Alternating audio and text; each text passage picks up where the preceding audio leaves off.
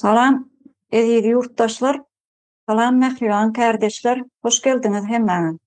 Şugun sizi yine sizin bilen bir arada bolmagymyzyň esas sebäpleriniň biri, şugun şu Türkmenistanda garaşsyzlyk günü diýip bir esasy bellenmeli günleriň biri bar da, uly bayram edip, uly dawar edip belleýär Türkmenistan.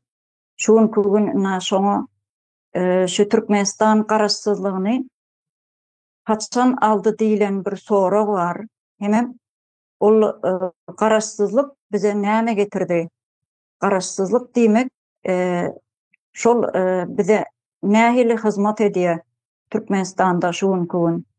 Garaşsyzlygy ikrar edildi. Şol bütün dünýä gurumalary, bütün dünýä Türkmenistanyň garaşsyzlygyny ikrar etdiler.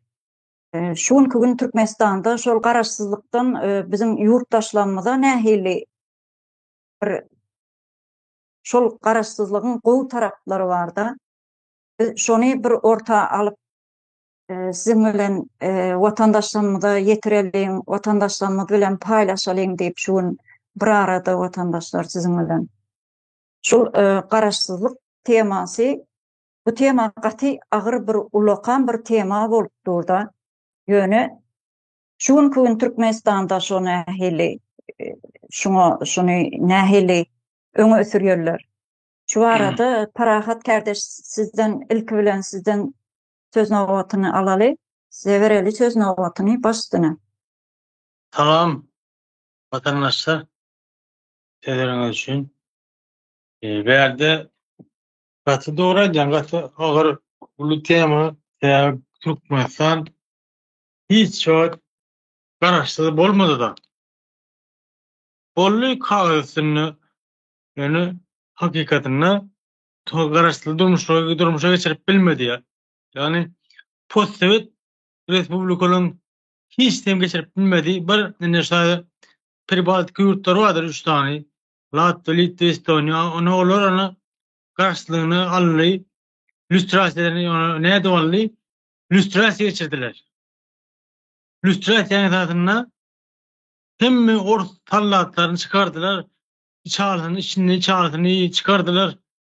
Halk düşmanlarını çıkardılar. Ondan soň düzüldü şo taýy. Lüstrasiýa bolmasa düzülmeýär. Türkmenistan, Özbegistan, Kazakistan, şo başga Unursat Respublikatda soň 3 tane 12 tanesi garaşsyzlygyny alyp bilmedi. Garaşsyz bolmady. Ýöne bolly kagazyny häzirim Russiýanyň golunyň astynda, ana häzir Ukraina öz garaşsyzlygyny gazanjak bolup näme dip ber? Näme şu uruşýar? Garaşsyz boljak bolýar. Olam garaşsyz bermei, garaşsyzlyk bermejek bolýar. Mydama men elimiň aşagyna gidersiň diýýär. Ana şol Ukraina söwüşe bütün postsovet ýurtlar üçin söwüşe diýip düşünelim muňa. Diňe öldürşinler. Onuň üçin bizim millet, şo Ukraina gazansa bizim gazanýar. Ukraina gazansa Özbegistan, Özbegistan gazansa Türkmenistan hemmesem gazanýar. Ana Türkmenistana moň hiç karşı çıkyp bilen ok. Eger garaşsyz bolan bolsak bizim bay, iş adamlarymyz, akylly adamlarymyz öldürilmezdi, yurtdaşyna çykmazdy, gaçyrmazdylar. Garaşsyz bolan bolsak bizim baýlygymyza iyi çıkardık. Bu derecede özümüz üçin yok, özümizden kak pis yurtlarda kulçuluk çekip bu derece gelmezdik. Yani bakın hemmeti bizim garaşsyz değerligimizin, garaşçylygymyzyň tutamyzydyr. O kagazdaky oyunlar vatandaşlar ol.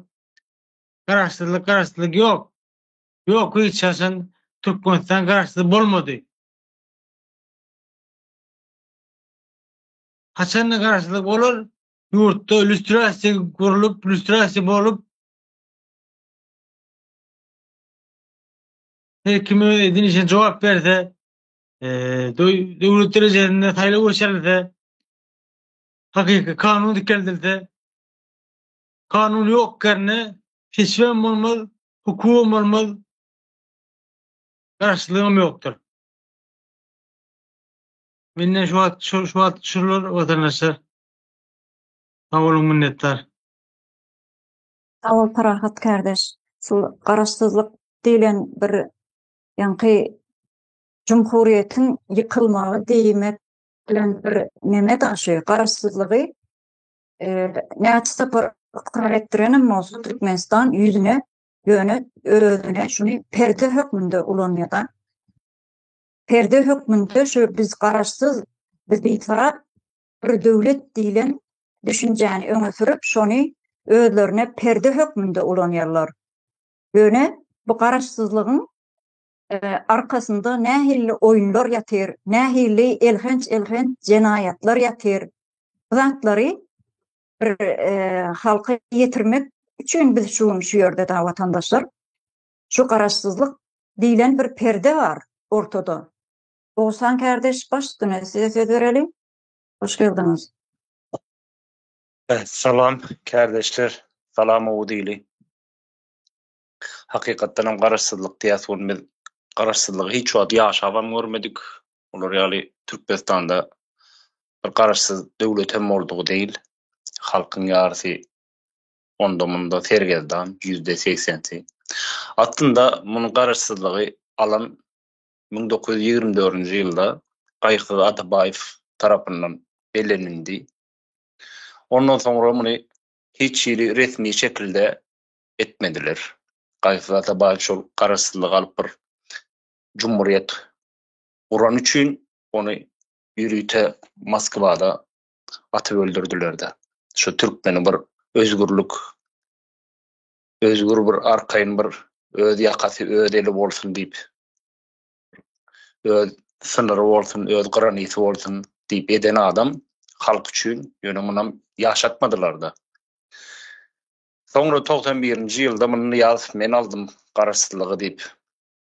Adam bir gezek dogulýar, bir gezek hem şol doglan güni bolýar da. Indi muny sentýabra geçirip ýöler. Näme üçin? Tarihi ütgeçik bolýarlar da. Halkyň beýnisini ýykamak üçin. Bunyň hemmesi ýalan, perde arkasynda edilip beren oýullar. Munyň arkasynda başga bir zatlar bar.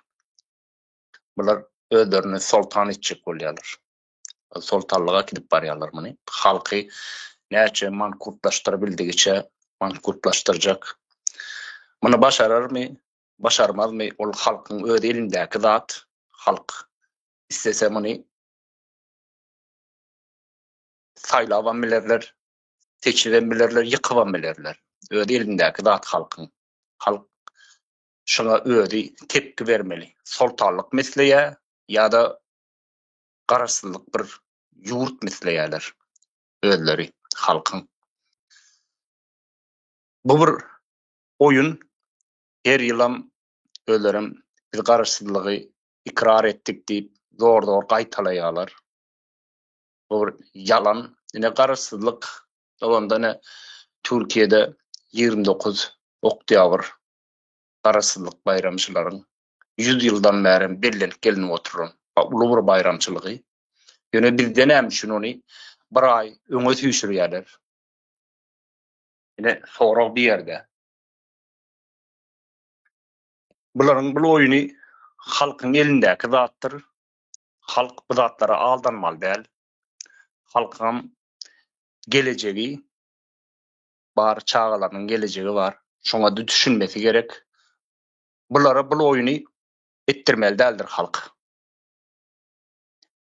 Sebäbi biziň geljek nesilimiz barda. Nesil üçin biz öz enemiz atamyz bu zatlara sesini çykarmadylar. Biz de sesimizi çykarmasak bular ýurdy sultanlyga urjekler. Sonra ne kanun dinlejekler, ne hukuk. Hiç adam bolmajak. Odan bular sultanlar ýaly edil öz diýeni bilen öz kanun çykaryp istediği gibi istediği ýaly edip ýürütjek bolýarlar da. Şonuň üçin bular sultanlyk etjek bolýar. Ne bazen bagşylara aýtýandyr. Ýer bilen turup baş eýeliň serdara sultanmyda diýip. Şol öňünden oýnalýan oýundur. Şunu halka ýutdurjak bolýarlar da. Halk şunu ýutmaly däldir. Halk bilmelidir şu zatlary. Muňa ýol bermeli däl. Muňa geçseler halk gaty mundan beter güller garaşýarda halka. Sebäbi biz geljek nesilimiz üçin hökbäni suratda görüşmelidir. Artık halkyň oýanmaly, wagty geçibem gitdi da. Sebäbi ýurt galmady etmedi. Biz garaşsyzlyk bolýan bolsak öz nefsimizi garmady. Näme üçin özümizi satyp bilemdik? Näme üçin gelip muny ort satdy ýa-da özüni ulanýar? Ine sorak şu ýerde. Bolýa, sag bolun. Men şu ýerde duraýyn. Üstüni ýetýän. Sağ ol Oğuzhan kardeş. Atı doğru bellep geçtin. Şu tarihini bilmeyen millet tarihini has öňe çykarmaly da türkmen. Ýa-ni sen aýtşyň ýaly Gaýrsyz Atabaýew tarihte şol Cumhuriyeti kurup has öňe çykan bir şahs hökmünde Gaýrsyz Atabaýew bar da. Emma şonun biz ýaş neslimize tarihini hiç ýyly şu hakda hiç ýyly tarihte da neme ýok da, bilgi ýok. Yani şol ýaly bir cumhuriyeti kuran adamlary ine başga ýurtlar nähili öňe çykyryp, nähili hasta tarihte şol adam eden kuran cumhuriyetini has öňe çykarýarlar. Emma bizde şol tarihte ýok şol zatlar. Şoň üçin dogry bellep geçdiňiz. Bahar hanym başladyňy. Hoş geldiňiz. Salam kardeşler, yurttaşlar. Şu hoş bulduk. Şu hiç bir zaman Türkmenistan'ın içinde kıyız gelinlere, zenanlara hiç neme yoktur. Basalap yüründürler şunu. Ne için ediyorlar? Aynı bizim diye zenanlarımız sağından çıktı. Gel biz İslami devlet olmalı. Yine dinsiz olunsun şeyle oldu. Biz dini yukarı kaldıralı. Paşa edeli, sultan edeli. Yine şoň üçin hem ayal gyzlary şu vecra etýärler. Ondan soň İslami devlet boldy diýmeli. Kellesine perence giydirmeli. Ondan soň Awganistandaky ýaly komple beýle halka giydirmeli kellesine. Ine ben bar ha, paşa bolmaly. Paşalyk döwrü şoň ýaly halkymyzyň düşünmesi gerek şoňa. Näme jellady o paşa sultan karar berýär. Kellesini al diýe, kellesini alýar. Nemelik paşalyk döwrü. Şonu etjek bolup azara galyp oturýarda. Neme Berdimuhammed.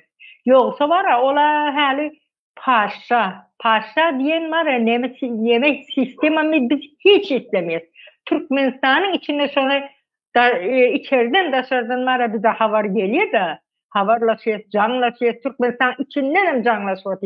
Yani paşalık biz isteyiz diyeni yok. Hatta şu Berdimuhammed'ler istemiyor. Haçan geliyorsunuz deyip soruyorlar. Alıyor diyenden aydı. Terzi Türkmenistan haçan dikeldi. Biz ne etmeli? Ne hiletip almalı? Bir maslahatlaşmalı mı? Bir zatlar diyecek değil mi? Şey diyorlar. Hem mesela terzi Türkmenistan istiyorlar. O paşalık Berdimuhammed'ler asla biz var ya Türkmenistan içinde istemiz akçonu. Halkam isteyenak. O indi bir ornoşuğun. Ödü oldu mankasını aktarıp. Son bu samsığını getirdi. Bundan sonra bu çoşkosunu getirecek. Ondan sonra yeni bir zadını getirecek. O gidip oturacak samsık üstüne samsık. Paşa olup oturacak. Heyt diyenin bunun bolmuyor diyeni Oğuz'un depede öldürüp akıllı bir Türkmenistan'ı dikeldecek adamları öldürdü. Ağzı tağın taptı. Halkta ses çıkanak, dişinin arasında et mi kaldı? İnden padşah olacak. Padşah olsa da bu adam öldürmeyeni o görüyor. Bir adamın gözünün önüne damağını çalıyıp dursan ama şu vakt bu ne etti olsun diyemez. Başka bir devletler itine pişiğine kıynanıyor. Yani Berdimuhammed'ler diyenin mankasını aktarıp bunlar keyif alıyor. Adam öldürünne keyif alıyor. Ne Türkmenistan'ın içine de kıyı çağları görmen oturum bol duran dağıtları. Näçe maňa baş galdyryp bileme diýilýär. Edinliye beterine edinliye. O içgeçte giydir diyor. İçi oylardır onu gören wagtynda. Ay bular ýalňyş etdir. O gyzyň türsüňden çykarmaly ekeni. Şeýit öğretmeli eken diýendir. Munyazada keyip ediyor bular var. Otelde zatda o gyzlary başa şaktallap, köçede süýrep öwrenen bir haýwandy görümsiz. Biz paşalyk etmeýet. Halk şunu var biz prezident boldy başymyza geldi. Näçe ýyldan bäri otyr. O kim günäkär? Bizim özümüz günäkär.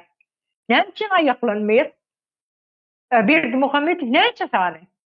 Gancık bucuklar ýaly bir topar. O dogry. Bolsa 50 sandyr. Barşa 100 bolsun. Goramalar bilen 2000 sany bolasyn şolar. Halk näçe? Halk häzir Türkmenistanyň içinde galan halk 2 milyon bardyr. 2000 adam nerede? 2 milyon adam nerede? Ölsem öleýin diýip hemme bir o vilayetde hemme saýaga galmaly. Otlasın häkimlikleri, otlasın polisiýalar, ursun öldürsünler. Ine hanlyk bolany şeýle bolýar. Bizim ine han bolduk diýmelde urup öldürüp bermeli polisiýalary. Öňe çykany, garşy çykany. Şeýle Türkmenistan kazanylýar. Şeýle ýurt kazanylýar.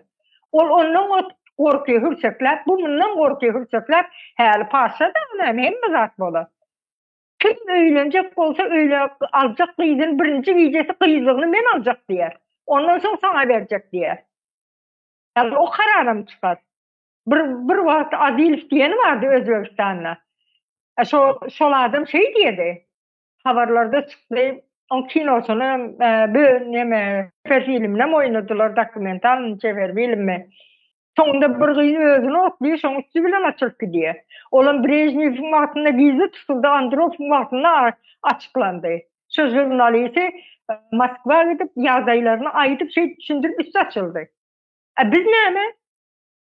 Adilov'un kinosundan nemesiller, göreldi birazcık akıl, bu boş peýnisine akıl alsınlar.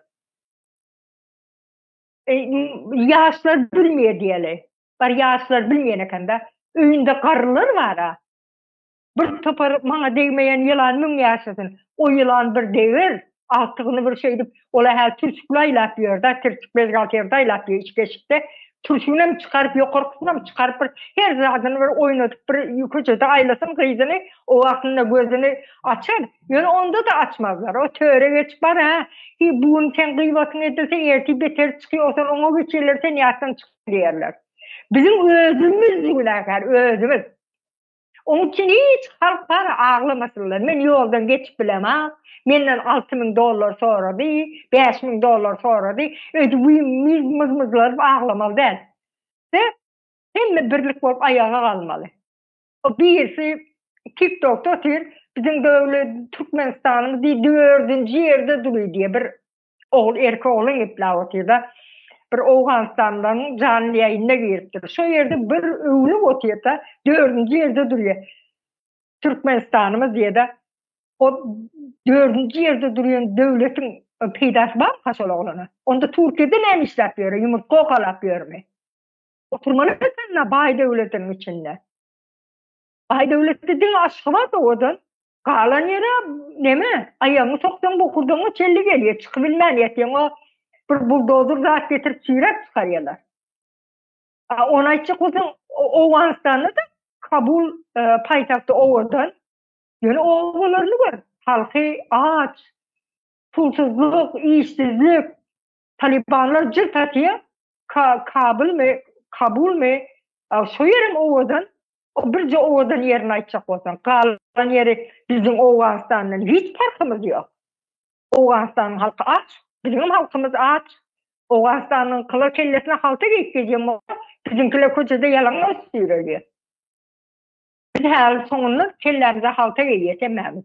Şimdi bize onu görürsün, görmürsün bilmiyorum. Bizim yaşımız bir çaka yetti de yöne barıp bizim Türkmenistan edi şu oluyor. Halk ayağa kalmak gerek. Halk. Biz özümüz günahkar, halk günahkar. Sağ olun. Sağ ol Bahar kardeş.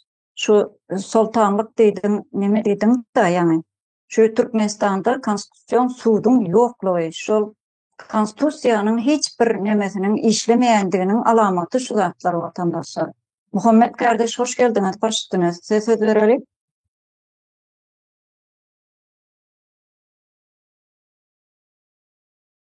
Sağ olun Ajagyň hanım, ben elimi ýatyryp ýene kardeşlerimiziň soňundan galdyrdym da kardeşlerimiz aýdandan soň goşmak isleýän pikirlenme. Onu Parahat kardeşe söz verelim. Minnettar kardeşe Üstüne sözünüz için. Sizin Meryem kardeş vatandaşlar. O gert dur. Neştada karşılık vardı katı uğurun edeceğiniz. Menem aycan Türkmenistan hiç var karşılık görmedi. Karşılık yaşak görmedi. Karşılığın hiç işletinin görmedi. Hedillerin hüzüğünün görmedi. Dine közönüp yedineğini kaldıramadılar da Türkmen'in. Onu ne yapışın ettiler? Ana Orus bizim gorojimiz, bizim golluğumuz deyip bilýärler-de. Gurdu içinde şeyler var. Dowlar edeler. Ana şolar bunu bilmesin etti. Näme üçin? Orus bizi her zaman gorýa, şonsuz bizi Uwanstan, İran basyp aljak, basyp çodup geljek bolup dur deyip şey deyip gorkudyp geldiler-de. Orus sözüne uğramaz deyip. Orus ýokarda ministrliklerde oturan adamlar, Orus'tan gowy ýürüçi adamlarym ýurtdan çykaryp kowdy, iş adamlaryny gaçyrdylar, gaçmany mejbur etdiler. Şoňa esasynda halka allap, şu açy halka allap, Orus biziň dostumyz diýdiler-de. Vatandaşlar bu Orus'tan hiç var dost değiller. Bizim şeýle düşünýärdik. Bu zatlar ýurt daşyna çykyp, internetden onuň birinden okap diňläp, göremizdik, bilip başladyk, aňy başladyk da hereketlerinden.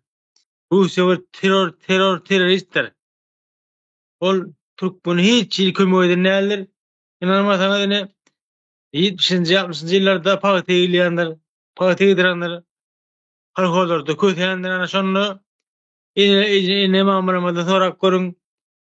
Paýtaň içinde çağa dogran nelerimiz bar. Paýtaň içinde. Ya şuň çağa dogurup etir paýta edenler bar.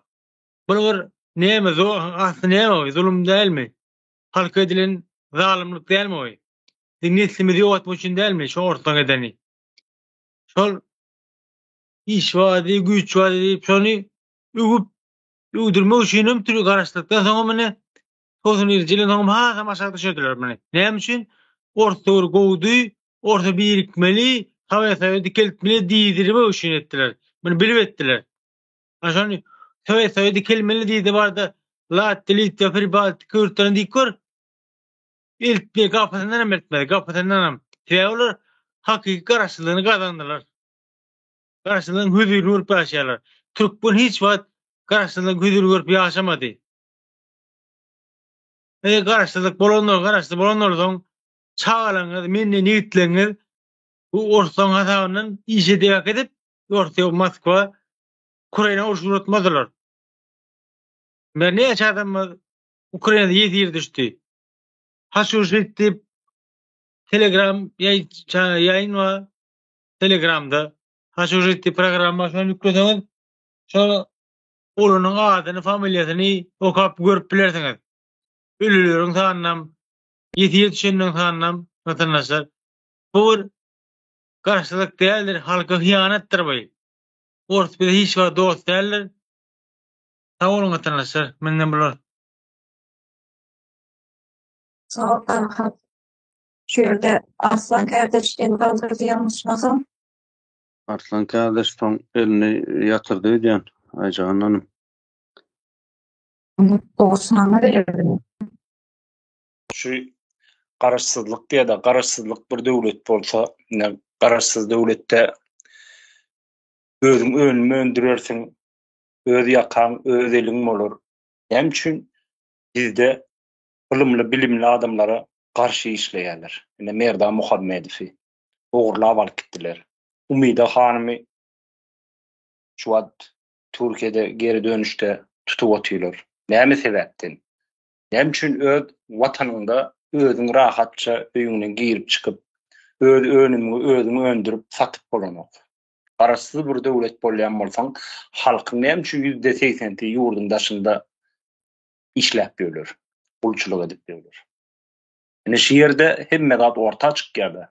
O zaman muny parlament meclisiň agzalary bar. Näme üçin çykyp hiç birisi seslenenok, ýurdun %80 ýurdun daşyna gidip ýaty. Hiç birisinden ses çıkanok ya da bir giden aksakallı yaşlılar. Şular gelecek nesil biz näme boljak biziň diýip hiç birisi yuman agdyn açanok. Şu ýerde bir sorak bar da sen garaşsyz bolýan bolsaň, näme üçin halkyň ýurdun daşynda gedip öz nebitini gadyň özüň ulany bileňok. Sen dünýäde 4-nji ýerde bolýan bolsaň gady. Halk näme üçin aç gedip özüňden önýän nebit, asfalt, ýollar, ýörer ýaldy hele. Ya da çağalar okuwa gidende palçyga batdy. Bu bir çağalar bir nesiliň, bir döwletiň bir geljek nesili. Ýa üçin okuwlarda, mekteplerde, tualetlerine girer ýaldy. Zatlar görmeýärler. Diňe Aşgabatda odalarnyň bilen bolýanmy? Ya da başga ýeriň vilayetler Türkmenistan ýaşaýjysy dämi? Sorak kenda bir ýerde. Näme üçin muny parlamentde, mecliste hiç birisi agdan ok. Biziň owalarda ýörer ýaldy. Mekteplerimiz şular ýaldy diýip hiç birisi aýdan oklar. Ya da bir giden ýaşlylar şu zatlary dile getiren oklar. Bir zat diýse boldy el çarpyşypdylar hemmesi. Soramaly, halk soramaly muny. Siz halkyň üstünden aýlyk alyp otyrýsyňyz. Ýöne işiňizde deňiz yok. Siz kim getirdi o ýerek? Halk getirmedi, şoň üçin etdiňiz. Ýine lustrasy edilmeýän döwletde bolýan ýagdaý şular. Ony halk soramalydyr. Indi halk hem ýurdun daşynda bu zatlar gördüler. Parlamentli döwletlerde, demokratik döwletlerde nähili ýaşalýany, muňa da ymtylýandy halk. Göz açylyp başlady. Russiýadan hem görýän dünýä ýüzüni döndüripdi ulardan şu wagt. Munyň üçin bu bir bize de bir wagtda öz garaşsyzlygymyzy, hakyky garaşsyzlygymyzy gazanmak üçin bir pursat be. Şu pursaty gaçyrmaly däldir halk. Bular ýaly ýagdaý bir daha gelermi, gelmezmi olam sorak alamaty. Halkymyzam şurada düşünmeli. Muny şuna ýol berýän bolsalar, munyň hasabam soralmalydyr. Bolýa sag bolun. Sağ ol Oğuzhan kardeş. Gata doğru belläp geçtiňiz vatandaşlar. Şu ýerde şol bir kanun, bir rejim bar da öňümizde. Bir kanun gelen, ýagny halkyň sesi alınmadyk bir ýerde, halkyň sesi bolmadyk ýerde gelen bir goşa durmak içindäki hökümet diýeli. Hökümet var öňümizde. Indi şu ýerde ýene de öňe çykýan bir en has öňe çykýan bir mesele, şu ýerde Türkmenistanda konstitusiýon guruluşyň ýoklugy ýene orta çykýar da ýoklugy ýene orta gelýär. Näme üçin diýsem, ýene de şol sultanlyk diýdi, ýankyýalak halkyň sesi bolmadyk ýerde şu oyunlar ýene oýnarjak bolup durdy vatandaşlar. Şu ýerde Arslan kardeş elini galdyrdy. Hoş geldiňiz Arslan. Hoş geldiniz. Sağ olun Aycahan hanım. Menden öňde Bahar hanım galdyr otyrdy. Mümkin bolsa dowam edebereyinmi Bahar hanım? Tamam. Seredin kardeşler, esenlikler, ildeşler. İlki bilen şu bizim garaşsyz däldigimizi bütün dünýä bilýär. Emma gynansak da bizim halkymız bilen ýok. Bilýänleri bar bolsa hem muňa sesini çykaran ýok. Ama bilip durýam şu garaşsyzlyk, hakyky garaşsyz bolmaýymyzyň uğruna hereket etmen, şu orsun aşağına yatır oturan bilkaslayın içimizdeki ediyen dönükler var. Dönüklük edip duran. İlimize, yurdumuza, halkımıza, gelecek nesile. Bu bir ayrı bir tema. Halkımızdan bilmedim. Buna bilesi gelmezlige salı oturmaya rejimdekilerden has mekir çıkacak olup yerine karşı oturup vaktine karşı oturup bilmedim. Ama kıynalsak da şu sessizlik hem yani bizim garaşsız bolup bilecek potansiyelımızın önüne aladı sessizlik. Sesimizi çıkarmazlık. Yani halkımız bilip duruvam sesini çıkarmasa razılık verdiği oturan bildeşler. Garaşsızlık govu mu? Ervet mi diyen yerinde elbette ervet. Yani şu günkü yalı biz mesela yurttaşında kulçulukta ya başka bir milletlerin yurdunu östürüp gara hizmetini etmezdik.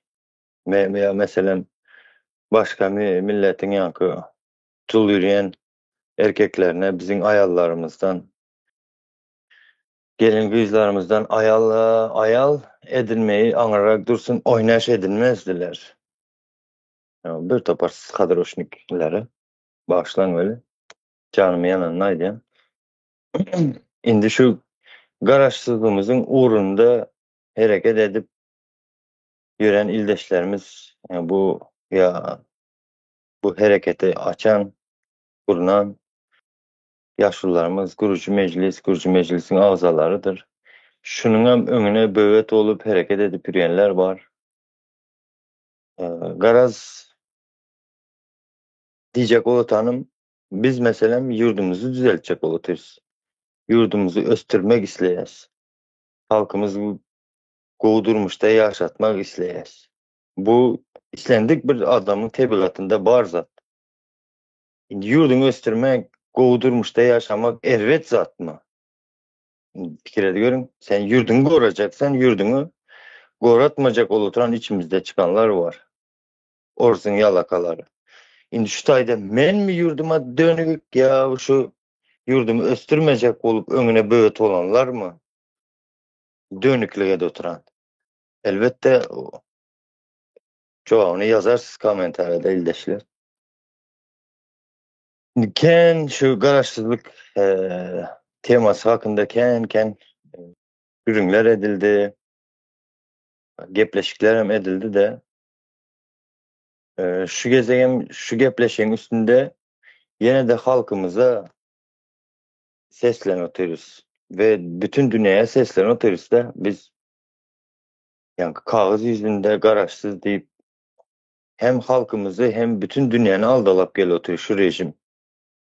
Şuna göz yetirmesini islep şu çıkışları, gepleşikleri tutuyoruz da buna esasen halkımızın düşünmesi gerekli. Biz garaşsız deldiğimize eğer biz garaşsız hakka manasında garaşsız bolanmasak ilki bilen bizim tarihimiz dikeltilerdi. Ondan sonra yine ne var? Ekonomikamızı özümüz keskitlerdik. Bilim uğruna, bilim sevgimesine, sektörüne mi? Yurdun neçe prosent gelirinden hem bilime yatırlardı. Halkımızın söz azatlığı olardı. Yani gidip kuşkuda Orsun Krestini Türkmenin eskeri gidip arasalap onu koramazdı. Eğer biz hakikaten hem garaşsız bolan olsak.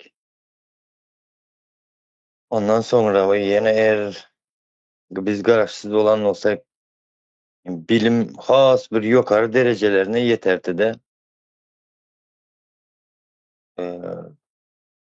bizim hazırki yaşlarımız dünyada nerede iş var ki deyip gözlemezdi danı dünyada ne ehli bazar var bizim öndüren önümlerimizi eltip satar yal deyip şunun yal temalarda gürün ederdiler. Has yukarı bir derecelerin durmuşun yukarı derecelerini gürün ederdiler de düşüklerini gürün etmezdik biz garaşsız olan olsak. Sonra has bir mühüm bir zat aydıp geçesim eledi. Men düşüncemde mühüm bir zat. Eğer biz hakikaten hem garaşsız bolan olsa bizim yurdumuzda yani gulluklar olmazdı. Yani politsiya yol gözekçilik gulluğu, ya salgıt gulluğu, ya başka näme ya? Gaz gözekçilik gulluğu deme. Bir tapar şunun ýaly gulluklar var. Şunun ady üstünde gulluk dep duran. Gul sen dep durupdurlar. Indi häzir biziň şuň ýaly kardeşler olup canymyzy ýakyp içimiz od alyp tütäp durup şu gürüňdeşlige de otursda şuňa keýpa diýip höwese diýip ýanky içiňiz ýansyn diýip oturan ýalakalar bardyr ýa bilmedim organ işgärleri bardyr. Häzir biziň içimiz ýan oturan bolsa garaşsyz däl diýip biz ertir büýrüň siziň nesilleriňiziň içi ýanady. Ýadyňyzdan çykarmaň siziň edetan häzirki şuňky ýurdumyz edetan dönükligiňizde, halkyň öňüne böwet boluşuňyzda. Ondan soňra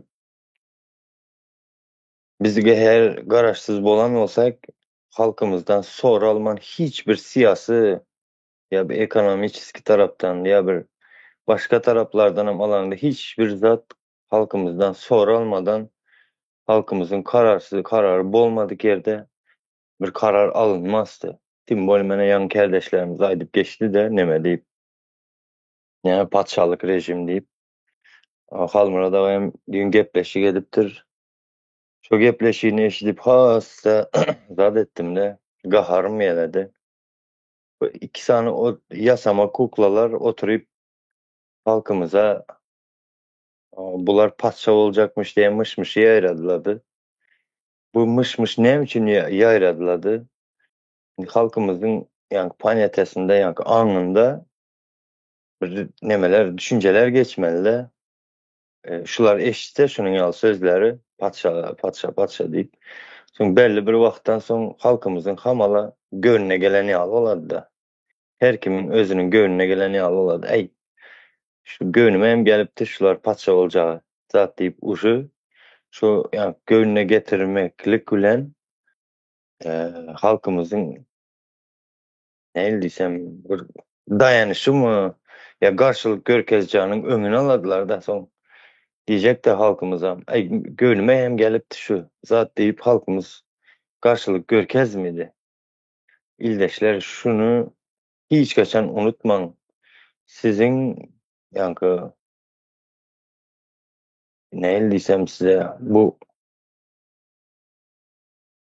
boyun eýmeňizi islidiler. Siz neçe sessiz otursanız bular şonça güç alady. Siziň sesiňiz halkymyzyň sesi gaty güçlü bir zat. Munyň öňüne geçip bilmedir sesiňiziň. Hereketinizi diýem ýok. Ýani sesiňiz diýsem hereketiniz göz öňüne gelmesin. Hereketiniz başga bir zat. Sesiňiz, garşylyk berişiňiz sesiňiz bilen. Şu garşylygy berişiňiz gaty uly täsir ededi.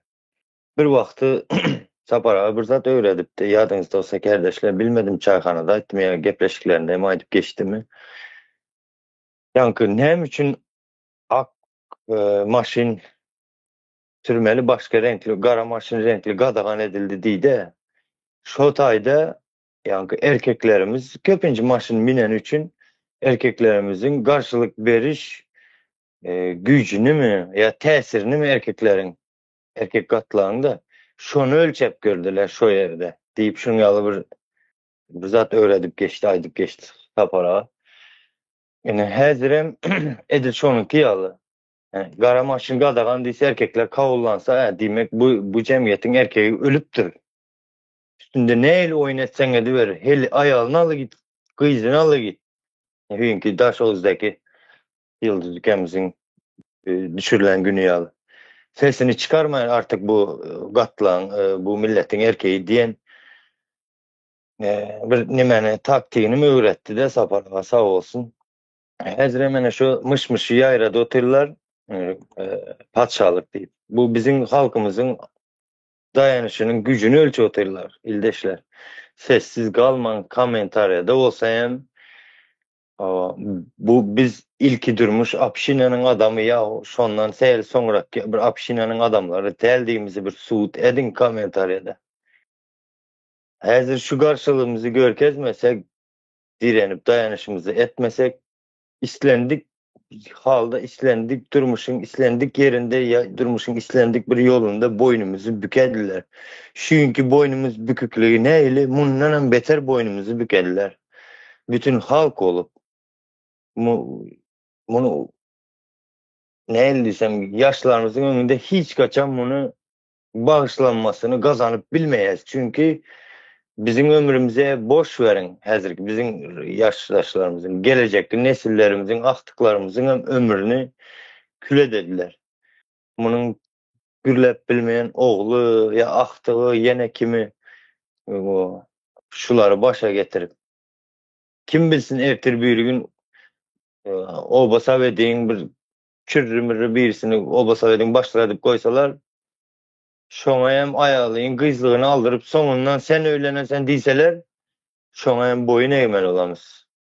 Yani şoňu alyp porry kanunlaramy çykaryp getirip öňüňize goýarlar ildeşler. Garaşsyzlyk gaty bir ulu many, ulu söz, ulu içinde awraýlar, mertebeler ýatyr bu sözüň içinde, aňyrsynda. Bir göz yetirelim artık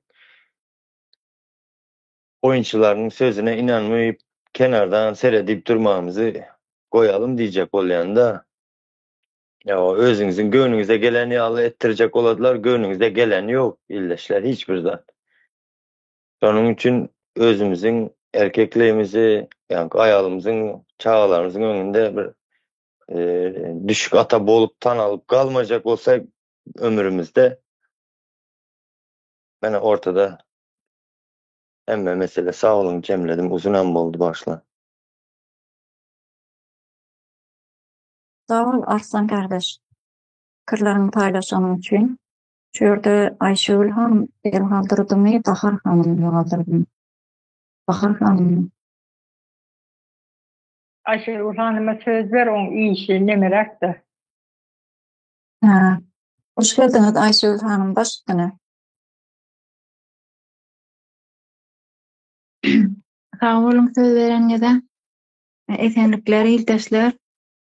Menem Müstayda garaşsyzlyk barada pikirimi aýdyp geçeýin. Garaşsyzlyk diýilende doğrudanam ýurdun içinde garaşsyzlygymyz bar diýip pikir etýärdiňine daşary ýurda çykamasaň doğrudanam biziň garaşsyz dälligimize gözüm ýetdi. Ýöne gynansak-da daşary ýurda çykýan ildeşlerimiziň köpüsi diýen ýaly muňa üns bermeýär. Özüniň şu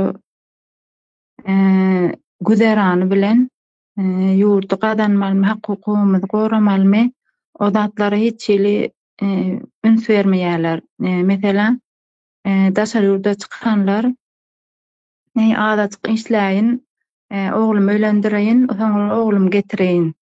Ýa-da gyzymyň adatyk çagasy bolarsa gyzym getireýin, ondan gideýin. Näme üçin şo pikirde bolýarlar? Bu ýalňyş pikir, ýöne ýalňyşlygyny bilenok, beýle bolmaly däl-de hakkymyzy, hukukymyzy, garaşsyzlygymyzy gorap ýaşamany öwrenmeli.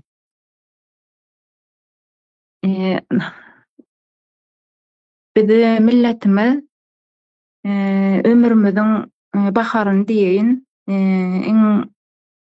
25 ýaşdan 45 ýaş aralygy ýurtdaşynda gulçulukda geçirýäs. Bu bir erbet zat bu.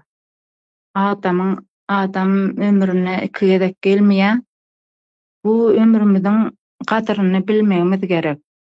Öz çağalarymyzy, öz görenmizi, güzaplanmazy görkezmeli.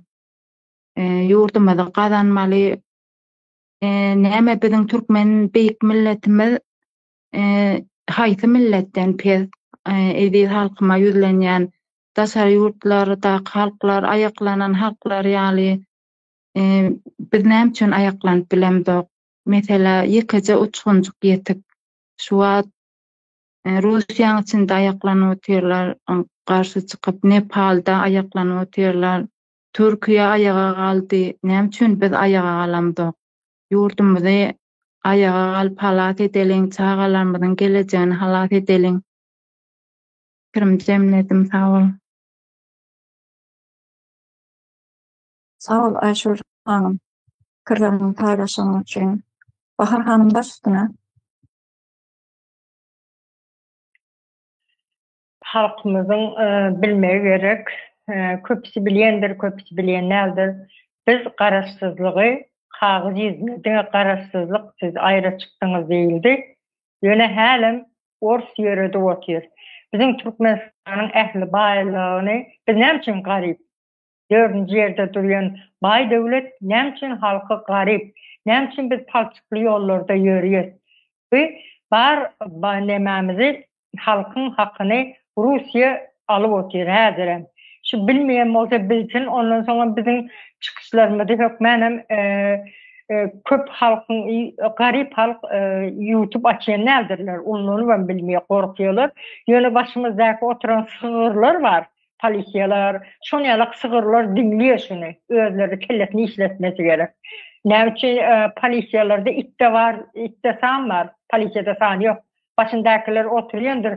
Yaşadıkta izleri ullanıyordurlar. Yönü kapıdaki duruyon götürmüş nemeleri, hizmetçileri, belki polisiyaların adam tutulmuyor. Adam tutan vaxtını eceğini dekliye oluyorlar. Polisiyanın işgarlarını kat kovuyor. Adı tutulmuyor şoların. Şu yerden tedimutlar gidiyorlar 8'de, 9'da mı? 8'de, 9'da eyyam yerli yerinde olmalı. Şu vaxtını da tandıraş oturuyorlar. Şular, hazır tedimutlar girmeli, nemi diğer kadip tandıraş gidiyorlar. Yine şular yağdayı çekmezlik için biz qaraslığı, hakikatlav almalı. Sen polisiya mı? Hakiki polisiya ol. Biz hakikat qarasızlık olsak, ne için orta kovu öldürecek oluyor? Ortun saldardı var değil mi Türkmenistan'ın? Eskerin dini adi eskeri bizim eskerlerimizin. Yolun ortun eskerler vardır. Esas olan arkasında bizim eskerlerimizi triyapka yerine koyup oturan orsların vardır. Türkmenistan'ın içinde. Kovusunu iyiyendir, kovu geyiyendir, görsen parlap durandır. Ne için bizim öz eskerlerimiz bir tebe olmaylanıyor, ağaç karnıları, ne için içinde oku olmadık yara kullanıyorlar. Biz qarasızlık olacak, ne için bizim öz eskerlerimiz kullanmıyor. Yine granisalarda duruyor, serhet, granisalarda saldatlarımız duruyor. Orsun eskeri atı öldürüyor sonra. Ondan sonra Taliban öldürdü deyip aydiyorlar. Yanındaki çok bile kulluk etkiyerenlerin bilmiyor sonra. Anadın gel Taliban atıp gidiptir diyorlar. Hâlem ondan sonra gip yayılıyor. Hâlem bizi ors koruyor. Bulmasa Taliban bizim Türkmenistan'ı basavallardı. Bizim barimizi öldürürdü. Ana son yalak bir propaganda yürütmek için, orsu ovadan ovu dindirmek için bizim granisada her zaman 2-3 etkerimiz ölüyor. Türkmen son orsun etker atı öldürüyor, Taliban öldürdü deyiliyor. Birem atmana kayta ulan berdirmeyeler sebebi onun elindeki yarada ok yok. Neresi nemesin? Bir ok atan yağdayını son atılan bu şans o kurşunlu menhemesini getirip tavşırmalı. Böyle de bir eskerlik olur mu? Üstüne düşman çoldu da o zamanı ne diyecek ben ya atman durmalı. Ya bulmasa da atış bolandan sonra omadaklaşıp yerden okun boşan oku gözlek gelmeli mi? Bu ne iyi bir maskaraçılık şu. Bizim ne için eskilerimiz, öz kronisamızı özümüz korabilmeyiz. Bizim erkeklerimiz erkek değil mi? Yani korkak değildir ya da Türkmenistan'ın erkekleri korkak değildir ya. Rusya, hem yerde Rusya duruyor. Ne için öyle? Koca iyidir, geydir, yetiştir sonra bir derek boş 6 ayla tayan aşağına tayaklap mahip ediyence şolara urs yolunu öğrettirmeli. Her şeyden, göreşten, bokstan, hem zaten öğret, ayarla koy. Ok attın, bıçak sıntın, at çaptın, hem zaten 6 ayın içinde son var, 1. dereceli yetiştirip oluyor. Sonra öğreten adam iyidir olsa. Yine bu bizde qarasızlık hakikat değerdiğini subut ediyor. Ondan sonra yuvaş şey deyim, kurban ol, bir gün padişah olmaz, şah geydir, neyme diye, şabırdak geydirin diye, başına neyme kazan geydirmelen olsa. Şey deyim, o Cemal diyen kancık aydım ay diye, şey deyim, gepliye, Şoň bilen bir 50 sanak adam goldy ony. Başga däl 50 sanak. Bir serdärem men könülgesinden soradym, daha şowdan soradym. Sorany bizdiň diýdi hiç habarymyz ýok diýdi.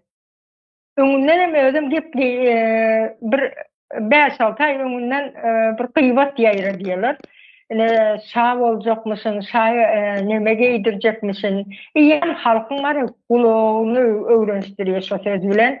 O biz näçinji ýyllarda 96-njy ýyllarda gerek bir musmus çykdy. Näme bilmeýän ýadyma çenaswardy. Sonra öýde oturanda aýdyldy da, "Eýşe öňünden diýdi şeýlemiş diýilse şo hökmen bolýar" diýip şey diýdiler da. Şonda men mar öňünden gepi şey diýýär. Görene keller o diýip şonda bir düşündim men. Ya şol zat işte daý soňundan aýtýaly boldy. Şu öňünden halky öwrenişdirýär şoňa. Ondan soňra Aşgabatda şah bolupdyr, neme täçe edipdirler diýdi. Howala öňe maýdylda o zat bella boljagy. Şey diýip oturup berýärler. Biziň başymyza iň agyr günler geljek bolupdy. Iň agyr günler. O öýüňde bir padşah bolandan soň bar, sen öýüňde oturan erkegiň gyz dogany goramagy biljekmi? Kapydan gelir, gelip çüýräp äkse seri diýip oturup, eger näme diýse-de kellesine koý berer. Aty öldürip bilýär. Seýa padşahyň emiri bu işle. Ýokardan geldi diye padşah ol hiç kime neme jogap berjek nemesi ýok. Istese kellen ketdirer, istese erzat eder, dardan asar. Şoňa biziň bir düşünüp öňünden aýaga galmagymyz gerek. Muňa dur diýmek gerek. Gorkmaly däl şeýle. Ölçü o vatanymyz üçin ölýär. Çağalarymyzyň geljegini hökmen goramaly. O eýdip, öňün bellidi, soňun bellidi. Biziň halkymyz gatçy kümsük. Yoksa näçe aýdylyp otyr, ors var. Ors ýerede otyr, Türkmenistanyň baýlygyny ors alyp otyr. O näçe 5 ýyldan bäri eňegimiz de aşak, eňegimiz düşdi aýda. Şonda da malýaly bolup otyrlar. Telefon etsek habarlaşýarlar. Kaçan gelýäňiz, bize bizar boldy, kaçan gelýäňiz, aglamjyraşyp diýerler. Biz bardyk da bir baranlar bizlemedeli, özler ayağa kalmasa, haram başımızdaki mankaları ayırın, manka tohumu ayır diýmeseler, ayağa kalmasalar, daşary ýurtdakiler nämesin oňa? Hem içerden hem daşardan ayağa kalmaly. Olar ayağa kalsa, bizim arkasında durar. Şonu öldürtmejegimiz belli. Halk bir zat diýse, aýdyra bizim elimizde ýarag ýok diýe. Ýarag ýok diýip korkmana gerek ýok. Şoňa kellesini işletsinler de ayağa kalsınlar, halk vatanını kazanacak boldular. Erkeklerimiz erkege menzanak zenarlarımıza aýtmaýynam dağları. Olar insan däl kapydaky duran ayagyny süpür geçikde amal etdi. Ýurtdaşyna gaçjak bolup, gaçyp çykjak bolup, gyýzyr äri bardy da Türkiýe. Erkeklerimize äri barsyňlar. O iýdiňde erkek doganlaryň mardyr, erkek çağalaryň mardyr, sen ağaň mardyr, doganyň mardyr. Şolary oýlamaly. Biz men äre bardym diýdim, men ağam näme eder? Ya ağamyň o çağalary var, inimiň çağalary var erkek. Olar näme etmeli? Olar äre barmalymy diýip. Oturup şonu düşünüp ýurdumyz kazanjak bolmaly. Sağ olun. Sağ ol Bahar hanım. Hürmet kardeş, söz